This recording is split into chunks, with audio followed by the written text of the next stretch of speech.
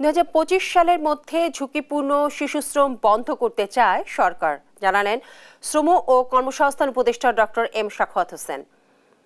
বুধবার বিশ্ব শিশুশ্রম প্রতিরোধ দিবস উপলক্ষে সংবাদ সম্মেলনে একথা বলেন তিনি। জানান, শিশুশ্রম বন্ধে অন্তর্বর্তী সরকার নানান উদ্যোগ নিয়েছে। আইনে শিশুশ্রমের যে সংজ্ঞা বিদ্যমান তা সংশোধনের কাজ চলছে। নতুন সংজ্ঞায় শিশু শ্রমিকদের বয়সসীমা নির্ধারণ করা হবে। শ্রম উপদেষ্টা আরও জানান, ILOর সঙ্গে সামঞ্জস্য রেখে শ্রম আইন সংশোধনে কাজ চলছে। আগামী নভেম্বরের মধ্যে সংশোধিত শ্রম আইন চূড়ান্ত করা হবে বলেও জানান তিনি। আপাতত বাংলাদেশের স্ট্যাটিস্টিক্স তো কতখানি বিশ্বাসযোগ্য আই ডোন্ট নো, এটা তো কীভাবে গণা যায় কীভাবে গণা হয় তাও জানি না।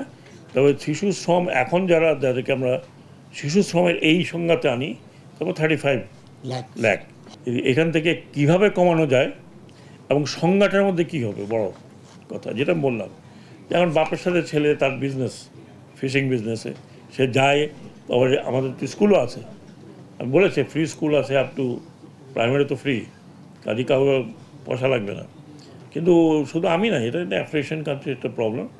আমরা তারপরেও চেষ্টা করছি যে আরও রিডিউস